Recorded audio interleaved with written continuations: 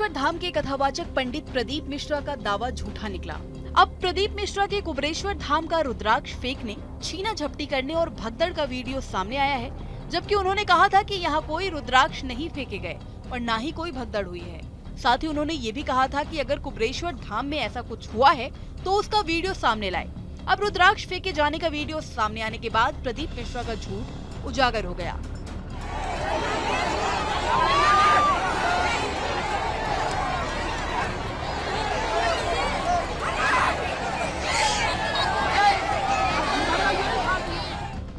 कुबरेश्वर धाम में रुद्राक्ष महोत्सव के दौरान 6 दिनों में 6 मौतें हो चुकी हैं।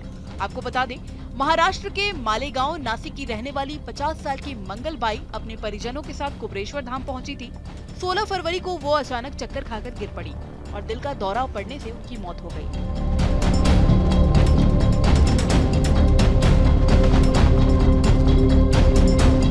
महाराष्ट्र के अकोला की रहने वाली 40 साल की मंगला रुद्राक्ष महोत्सव के लिए कुबरेश्वर धाम पहुंची थी। वो पहले से ही बीमार थी, जिसके चलते उनकी मौत हो गई।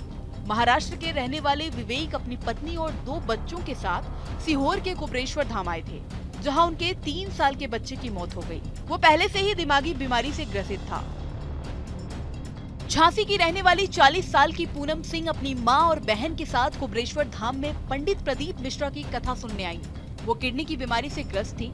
20 फरवरी को अचानक उनकी तबीयत बिगड़ी और कुबरेश्वर धाम में उनकी मौत हो गई। कुबरेश्वर धाम में ड्यूटी पर तैनात इंदौर के खजराना थाने में पदस्थ प्रधान आरक्षक श्याम मीणा को अचानक हार्ट अटैक आया, जिसकी वजह से उनकी मौत हो गई।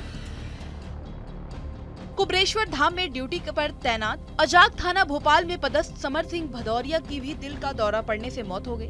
मतलब अब तक प्रदीप मिश्रा के कुबरेश्वर धाम में रुद्राक्ष लेने आए लोगों में से 6 लोगों की मौत हो गई। इन दिनों कुबरेश्वर धाम के कथावाचक पंडित प्रदीप मिश्रा काफी चर्चे में हैं।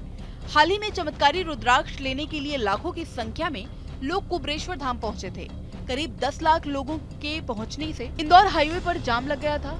हालात इस कदर खराब हो गए कि लोग एक दूसरे को धक्का देते हुए आगे निकलने लगे और भगदड़ मच गई। उत्तर प्रदेश, महाराष्ट्र, कर्नाटक समेत अलग अलग राज्यों से लोग रुद्राक्ष लेने की लालसा से यहाँ पहुंचे थे।